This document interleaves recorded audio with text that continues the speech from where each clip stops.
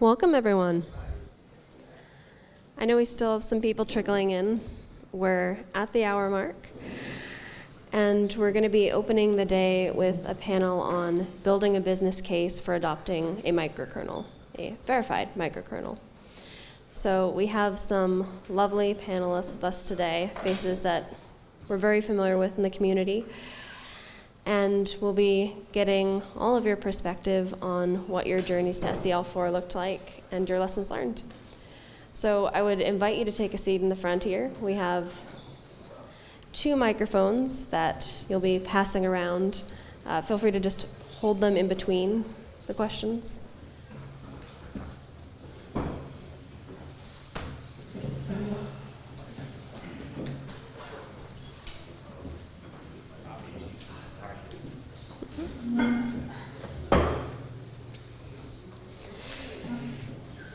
And while the community is pretty tightly knit, it's still good to welcome those who are newer and to just refresh our memories of things. So I'm going to ask you all to give a brief introduction to yourselves and your technical or not background, just to level set.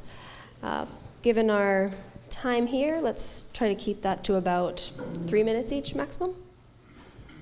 Whatever order you'd like. Right. I'm Robbie VanVossen. I'm with DornerWorks in Grand Rapids, Michigan, and we've been involved with SEL4 for about a decade now. We're a consultation firm. We do work in aerospace, defense, and medical mainly, and most of our SEL4 work is done in the defense industry. Hi, I'm Boyd. Before coming to this community, I was at Microsoft for 18 years, Xbox for 15. I helped build Xbox Live, a couple 100 million game consoles. And you think of that time not as building toys, but as learning how to defend a multi-billion-dollar business where attackers were decapping our chips, extracting secrets, selling little boards that our end customers would purchase, solder onto their motherboards in order to defeat the protections. We went all the way down to the bottom, AES encryption engines on the memory bus, lots of control over how we sign, how we put software out.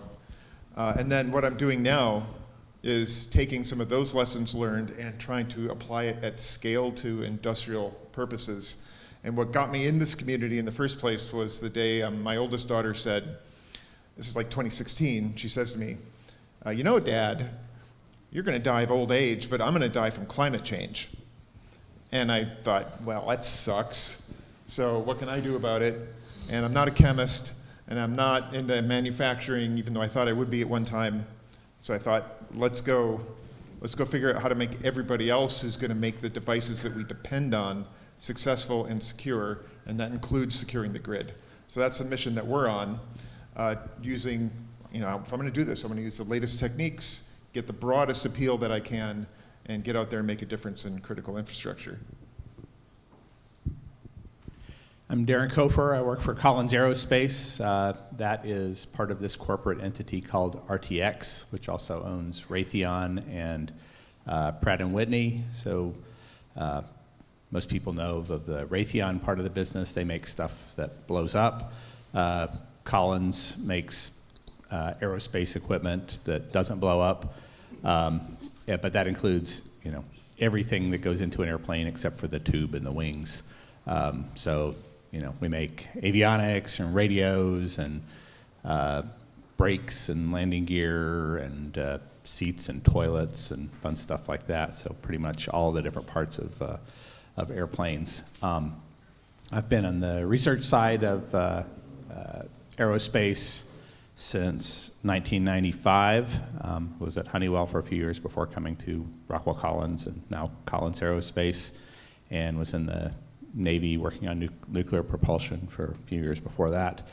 So I've largely been in things related to safety critical systems of one kind or another.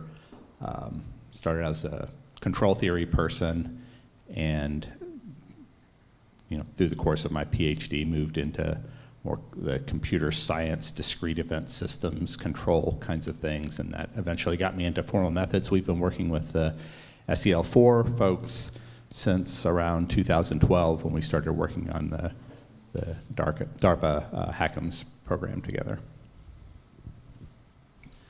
I'm Peter de Ridder from MEP. We're based in Amsterdam. Our company builds voice communication systems for air traffic control and maritime. And we are new to SCL4. It's our first summit we attend. And because our new product is based on SCL4, but we have a product range for voice communication over 20 years. I'm with the company for almost 20 years now, doing software development and product development for the company.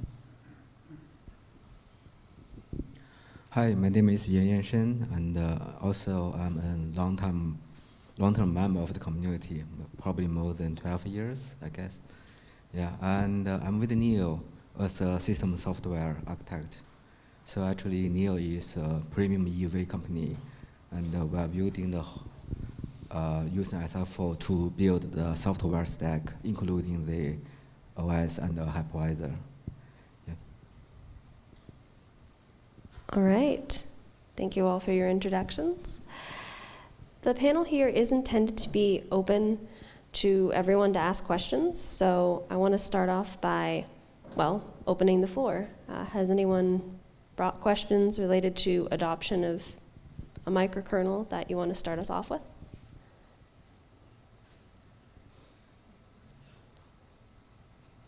Why not? Sure. Happy to break the ice, yes. So why not adopt the microkernel? What is stopping people from doing that? Do we need to have one of these passed around the audience? We can do that. Yeah. Sure. I wanted to ask the question the other way around. What is stopping people from adopting a microkernel? Why not? Yeah, so what are some of the obstacles you've encountered?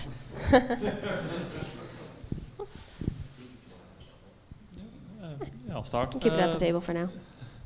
So for our company, we did decide to go for a microkernel. So the question is then, how did we come with our company to get to a microkernel?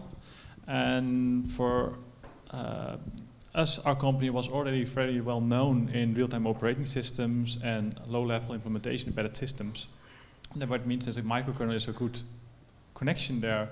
But if your company does not have the embedded system knowledge, not the driver knowledge of everything, that means that an operating system needs to support the platform as a whole. And a microkernel itself needs a lot of additional drivers to be compatible with the platform you're running on and support everything that's on there. I can answer why not. And it largely comes down to one form of risk or another. It's different than, and this is true for any new technology, things that are something that is different from what you're currently doing or what you did in your last version of the product.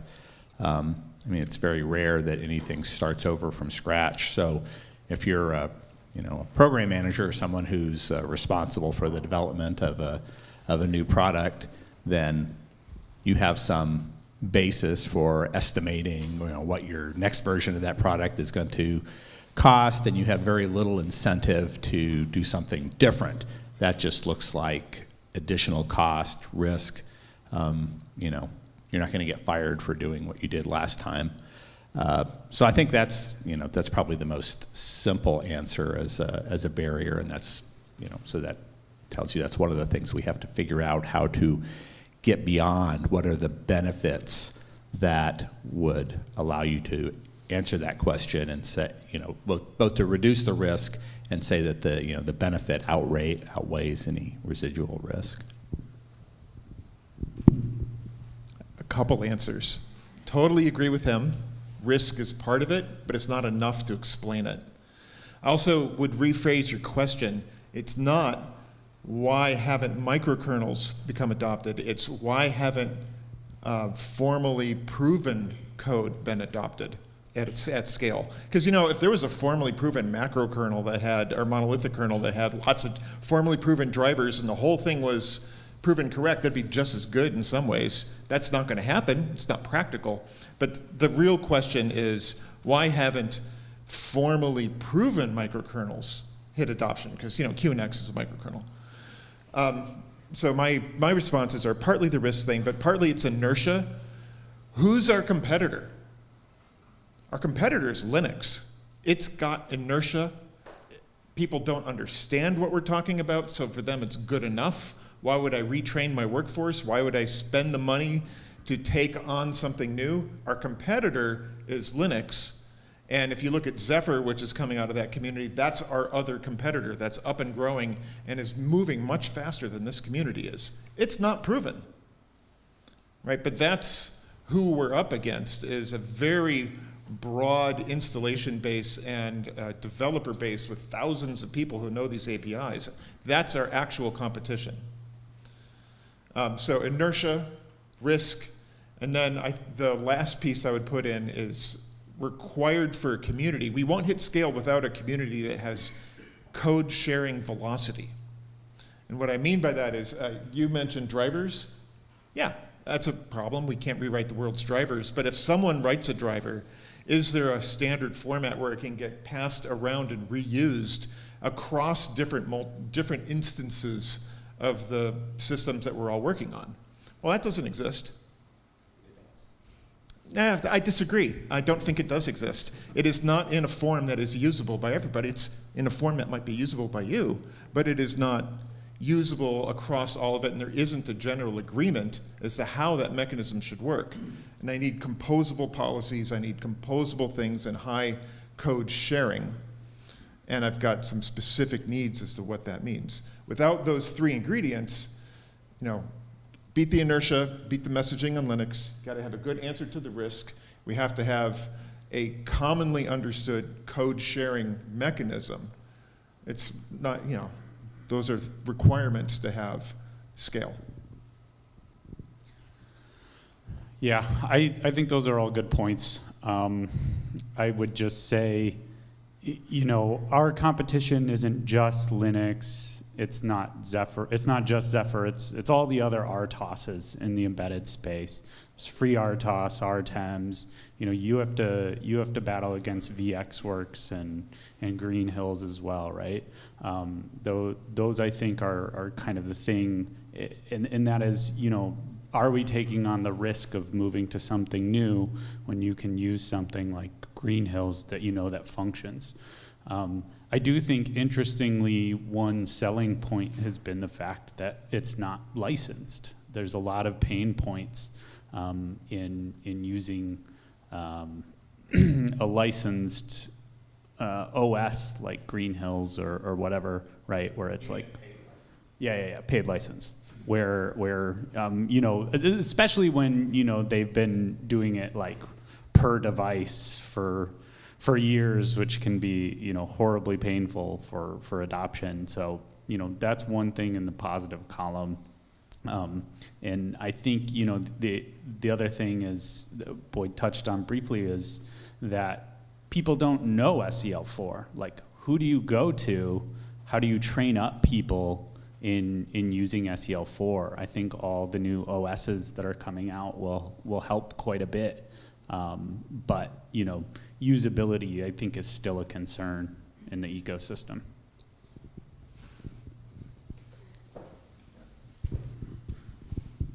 Yeah, just want to add a bit as an engineer. So I think one of the reasons is the initial cost to set up your first application. Useful application is a bit high. So you have to learn a lot of things from scratch, and then to actually start the first process, you need to understand a lot of underlying knowledge, and that's usually scare a lot of people. Say, okay, why this looks? Using the underlying APIs directly, that's a high cost, and also software reuse, and that's an issue. So there's a lot of existing tested software, people tend to reuse them as much as possible to reduce the cost, right? And doing the same thing completely on a new kernel, even if we have a lot of good arguments to say this, we should do this, we should use the verified kernel. And I do have a lot of reasons. Actually, I prepare why we should use one. But now let's answer the why, what are the obstacles there. I think as a developer, at least several years ago, the initial cost to adopting it is quite high. Yeah. So given all of these obstacles, did you want to add? Given all of these obstacles, how do you sell the idea of adopting a microkernel to, let's say, a higher up at a company who's looking at this from the perspective of getting the product out there, not having to retrain employees, being able to have a better sense of their production scale, and then maybe they don't care quite as much about security or intentional technical design. How do you address some of those issues?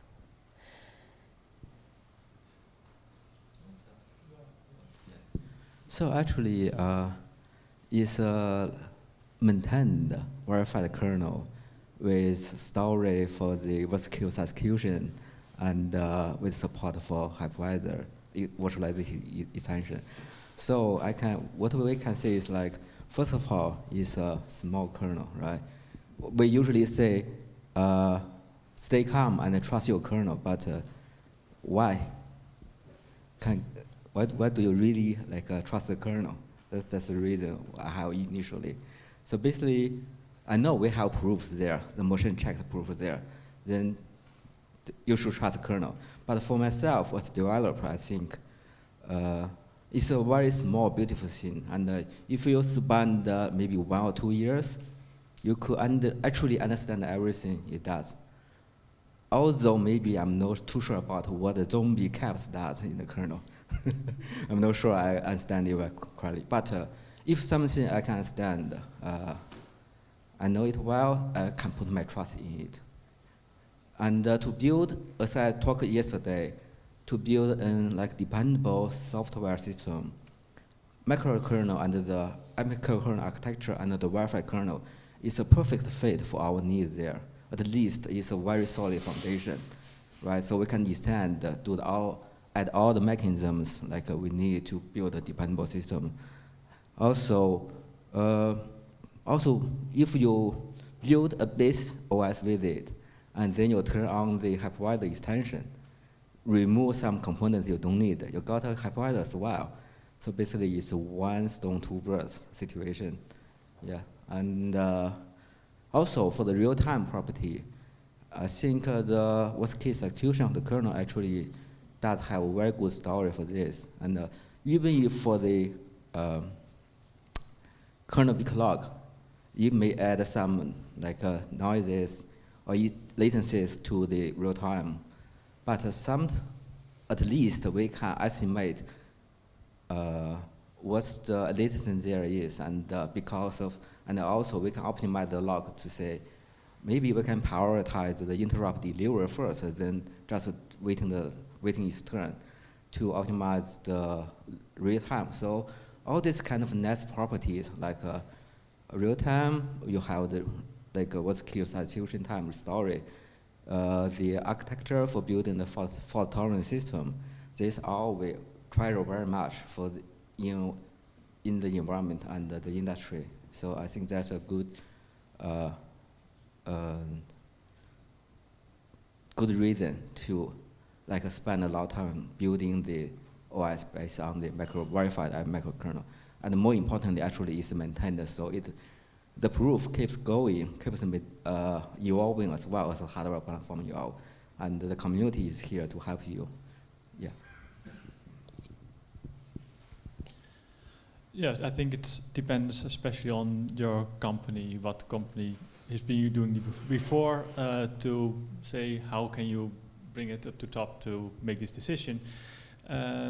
Because if the company is already used to real-time operating systems, then look at the benefits a microkernel brings instead of a real-time operating system. If the company has used other OSs like Green Hill, VxWorks, then what does this bring differently? What benefits? Because it needs to have a benefit in the end for a company to make such a decision. If it only adds additional cost without any benefits, then there's not a decision for them to change.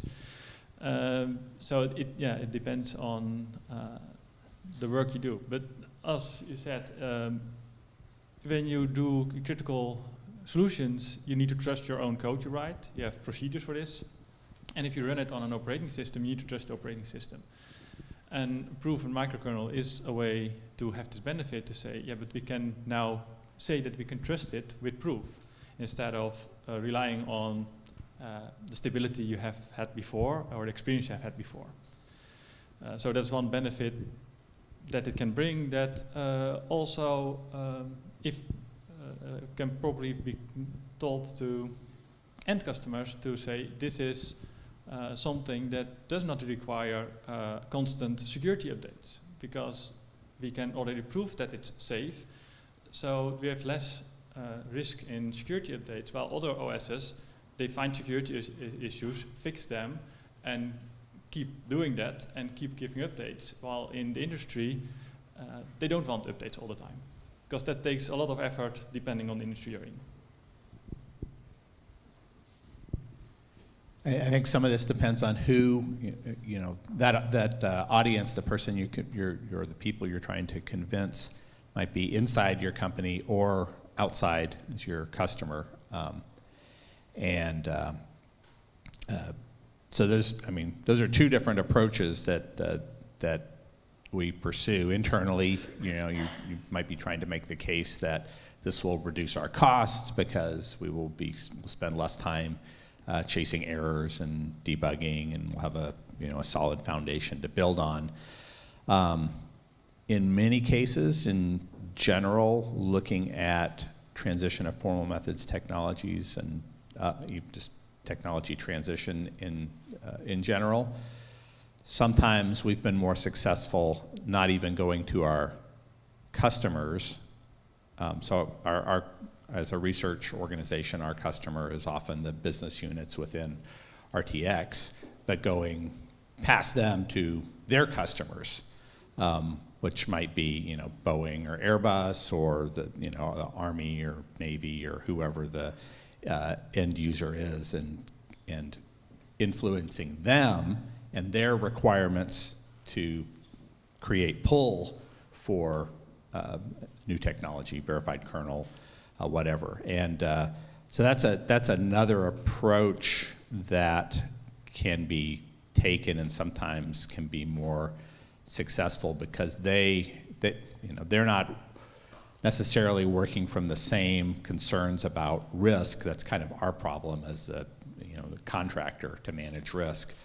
But if we can convince our customer or our customer's customer that this is something that they really need to meet their requirements and get that incorporated into a request for a proposal or specs for a system, then that's another way to address the problem that we're actively pursuing. I think it's not quite the right question. We're not trying to sell microkernels, and if we were, we'd be here promoting QNX, right? It's already got scale. It's already got lots of installations, although their installations are dropping, right? They're not gaining lots and lots of new things. Linux is taking them on and is doing well. The question is, how do we promote formally verified systems, right? That's what makes it different. It's not that it's a microkernel, it's the verification that sits behind it. So how do you sell verification is all about risk management, is about cost management, and it's about, what I've been finding has been working is not just talking about isolation of software components, but you talk about the benefits, the almost intangible benefits or the secondary benefits that come from that isolation. Hey, I've got isolated components and I've got a tree of how they're connected. I can now use reasoning to say this update cannot affect 80% of your system that's running focus all of your attention on this 20% and you can get through this next phase of your process faster. So the question is, how do we sell automated reasoning? And how do we show the benefits that come from it in terms of security, safety, time, speed to market, certifications? I think the other part of the story too is needing a way to explain how you're going to integrate and transition, because the majority of our customers aren't creating from scratch software, right? They're bringing in tons of legacy code. And so you need a story for how are we integrating that into more secure systems that can be based on SEL4.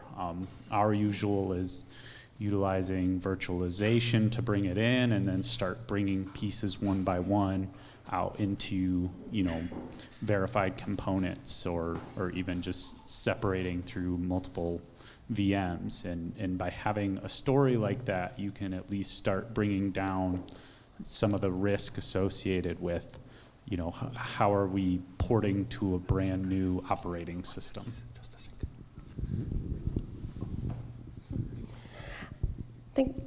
I want to say something more about the different kinds of customers and influencing our customers to help them understand. It's not really about even verified kernels. It's about what is the requirement or the need that the customer has that we can address by virtue of having a verified kernel. And I would encourage y'all, if you haven't before, to go to the DARPA page that I put up there. Just look for DARPA formal methods, and it'll show up. But they had some really interesting at this Resilient Software Systems Colloquium. They had put together a pretty spiffy video, really emphasizing the threat, the threat of cyber attacks on national infrastructure and national security systems, and just the magnitude of that, and how crappy our software is, and how we have to do a better job. And automated reasoning formal methods is one really important way of addressing that. And so they were getting at, DARPA's customers are the, kind of the customer that I was talking about. It's the service branches, or even companies that build large infrastructure, your customers, but focusing on what the threat is, and one piece, we have one piece of that puzzle to address that. And then amongst those customers, there's ones that you really do have to persuade, and then there's also ones that are also sort of already kind of enlightened, and we got to find those people and work with them and gather evidence that we can use to convince the other people. Yeah, I'll add to that.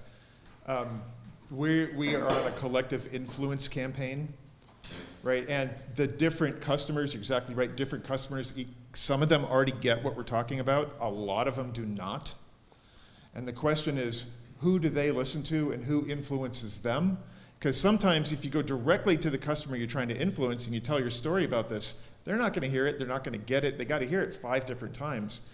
And you kind of want them to have heard it 4 times, not from you, from people that they trust. And they may have heard it from you, but by the time you get to that end customer, they've already been prepared to at least hear the words you're saying. Because otherwise it's just going to wash over them and it's not going to have any impact. So I tend to think in terms of influence maps, and this is why I was emphasizing let's try to use some of the same language, because we are talking to people who talk to people, so that when we get to our actual end customers, they're prepared to hear these words and they're not completely foreign. And I mean, the challenge is to get heard in the first place. In defense, a little easier. They've heard somewhat, at least somewhat about it. In intelligence, a whole lot easier. But you go off to infrastructure providers, even car companies. He's at an exception where you guys are in it, but the others, they don't know these words, right? How do we prepare the market to receive the messaging? Very fair point. I think we had an audience question or two. So I'm a bit surprised no one mentioned regulators and certifiers, because they are setting requirements in the end, right? And obviously using Linux in a safety critical system is just insane and should be considered professional malconduct. So the usual answer from the certifiers or the regulators is we can't require what doesn't exist, but now it does, right? So how do we influence those to impose standards that are really keeping systems safe and require technology that ensures that? Excellent question. And I was a little worried I was banged on too much about that yesterday. But really important to get to the certifiers and the regulators. These are not people who are currently ready to receive those words, so we have to prepare them for it. And that's part of the campaign. And for me, it's like you always got to listen to the threat model, but you also have to listen to what are their pain points. There's a guy named Shahil who's at the US Nuclear Regulatory Commission, and I've seen him give a speech. I think his name's Shahil. Sashil. Right. He's given the same speech multiple times, where he basically talks about how incoming control devices that go onto small mini reactors, his team has to certify them. And then the update inevitably comes in a week later, and it's like 9 months before he can allow the update to go out. And it's an urgent one, we gotta get it out immediately, and he can't let it go. And he's practically, I mean, my interpretation was practically begging the audience to help him reduce the problem set for certification. How do I take this update and show that it didn't touch 90% of the code and I can just focus on the changes? That's a real problem, right? That's a practical problem. How can we change the messaging to show how formal reasoning, automated reasoning, whatever, can make his life better? That's how we sell to him. Let me give the others the microphone for a second. I just wanted to comment on that. Okay. So, for those interested in the regulatory topic at the moment, the CRA is going through its process in Europe. So anybody who has ETSI or Sensenelec connections could actually be joining up and getting involved in standard setting at this moment. So if anybody cares, come talk to me afterwards.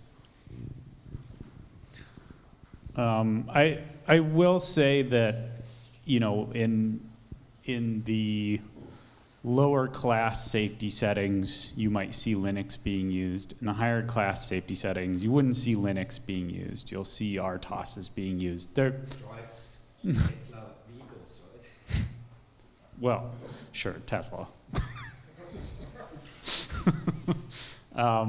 But you know, it's difficult. Like, you are seeing some adoption, right, with DO333, but you know, how do you drive that further? It's definitely a hard topic. Of it, you just need to keep hammering the point on and on and on and on. But it's just hard to make headway on that.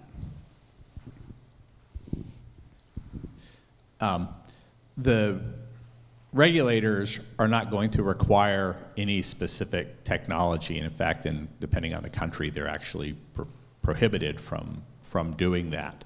What they will require is safety or security and demonstration of that by applicants.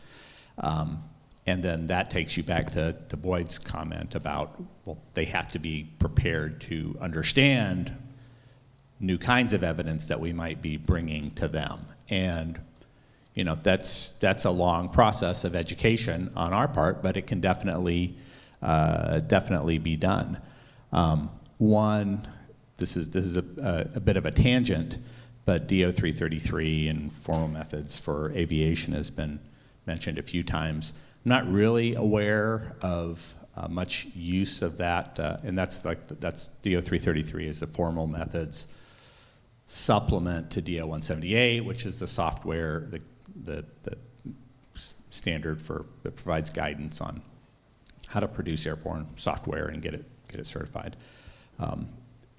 The first use of formal methods for aircraft software is probably going to be a machine learning application.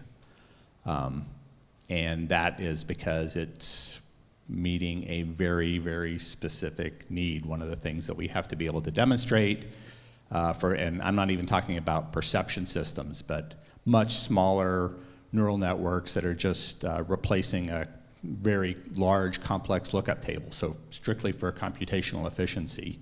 For higher levels of safety, one of the things you have to demonstrate is absence of unintended functionality. Basically, you can think of that in the machine learning world as demonstration of robustness or generalization. How is this thing going to respond to previously unseen data? How do you know that there won't be surprises?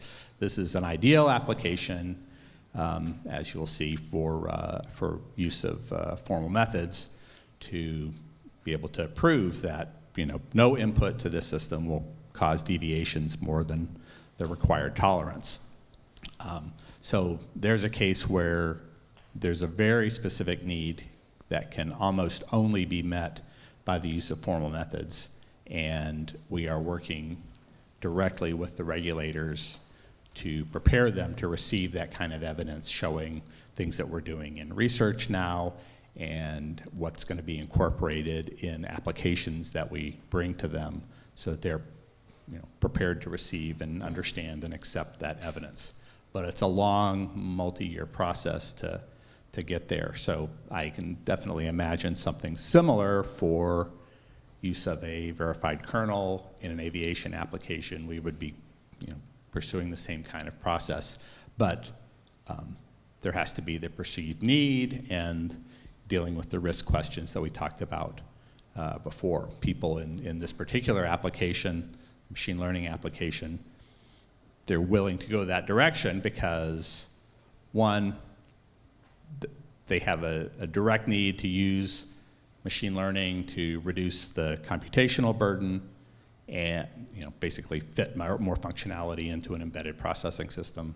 And two, they don't really have another alternative, so they have to deal with the risk. That's an interesting use case.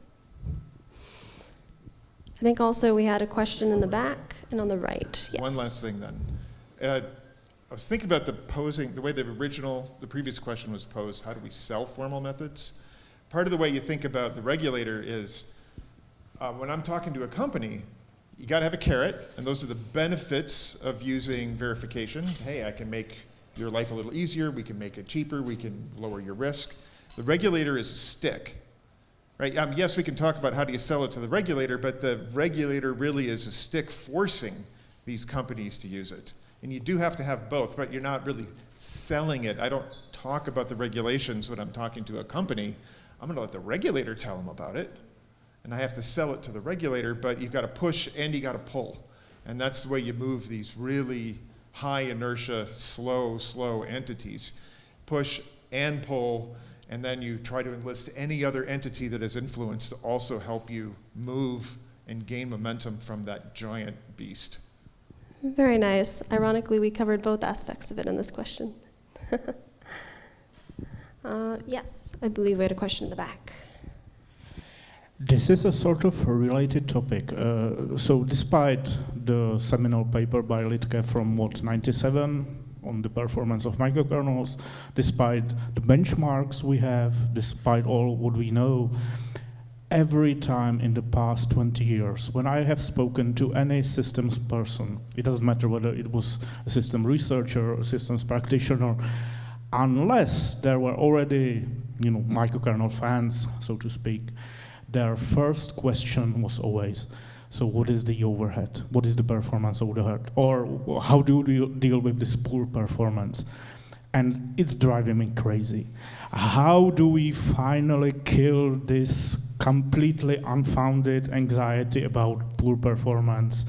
How do we at least tell people that it's not an overhead, it's a price that you pay for getting assurances which you wouldn't have otherwise? What we do wrong? Do we do something wrong in the computer science education, or where is this coming from? I'm puzzled.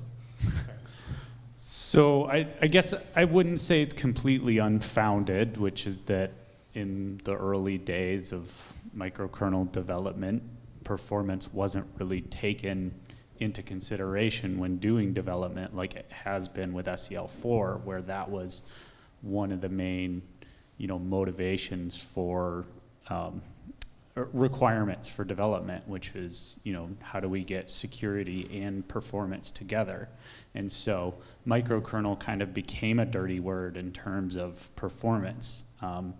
Now, I think the solution is to just keep publishing benchmarks, honestly. If you have someone that comes up to you and says, what is the overhead? You can point it to them and say, it's only slightly worse than some of these other cases, but also you get all these benefits. Yeah, and in some cases, in some systems, it will be better, right? If they can see that it's good enough for their purposes, if they can see concrete numbers for similar systems, then I don't think it will be as painful. But the more like concrete studies and papers that we can actually send people links to that are like up to date, the easier that story will be to tell. Let's hear one more answer to that, and then we'll try to get to our last question from the hand up earlier. I'm going to back that up a little bit. Just remember in the 90s, when we were running on Pentiums, it wasn't fast enough. That was a long time ago. So where we are today, when you're doing marketing, you have to be careful. You have to shore up the perceived disadvantage. You have to have your evidence to show it's not a disadvantage anymore. But you also don't keep talking about it. You change the narrative to something that you're really, really strong on. And then when they come at you with that question, well, here's the data, go take a look. Now let's discuss what your real problems are, which is about risk and is about isolation and these other things. So to me, the answer is we do have to be fast enough. You have to be performance enough, but you don't bang on about it. Going on and on about performance metrics only calls attention to the perceived deficit and actually lowers the perceived standing of the community. Don't talk about it. You have to have your data, and when someone asks, you point them to it, but then you change the narrative and you talk about the advantages of isolation. This shouldn't be the thing we talk about. It shouldn't be a blocker either, but it's not the interesting thing that we bring up. We redirect the conversation toward the benefits.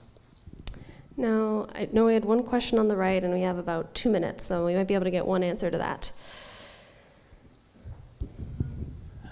An issue that I see coming up a fair bit is a lot of this talk about kind of community and just building up adoption and everything. Despite what maybe OpenAI or Meta might try to convince us, communities are largely built of warm bodies. And it seems like we have a little bit of a struggle with, software developers don't see themselves in this room. When talking to a lot of the people in that world, they kind of perceive this as being an insurmountable hurdle to be able to break into something like this. Whether they think that it must be, you had to be an electrical engineer or a computer engineer or possibly a mathematician to even be able to talk in this conversation, that they would somehow not be welcome in this room. And we've had some limited success getting on a case-by-case basis convincing otherwise, but kind of in the next 10 to 15 years, what does it look like? Presumably you're going to have to hire a whole bunch of people to do these kinds of things. What does the path look like to get that? Is it more people coming out with graduate degrees from institutions doing this kind of stuff? Is it what does that look like? It's a great question. I wish we had time for more than one answer, but I think we'll probably have to stick with one. I'll try to go quick. Okay, first off, think about the sessions yesterday. There was a whole lot of math on the screens, right? That was not a session that we want to bring the bulk of people to, right? Most of the engineers out there, they want to use tooling that makes all that go away. They don't have to think about it. They don't have to worry about it. In fact, most of the engineers who are putting together complex systems, they're using drag and drop programming models where they drag a box out, they draw lines between them, they adjust a couple parameters, and that's it. They don't even write any code. Right? That's who our end customer is. This is a tooling question and an education question, and it's got to be both. The writing an app for these systems has to be in APIs and languages that they're familiar with, where there's like no learning curve for them. And this includes the end engineers who don't actually write code. Very, very big problem. Most of the work this community needs to do isn't actually in the kernel or even in the verified software. It's in the tooling that supports it. All right.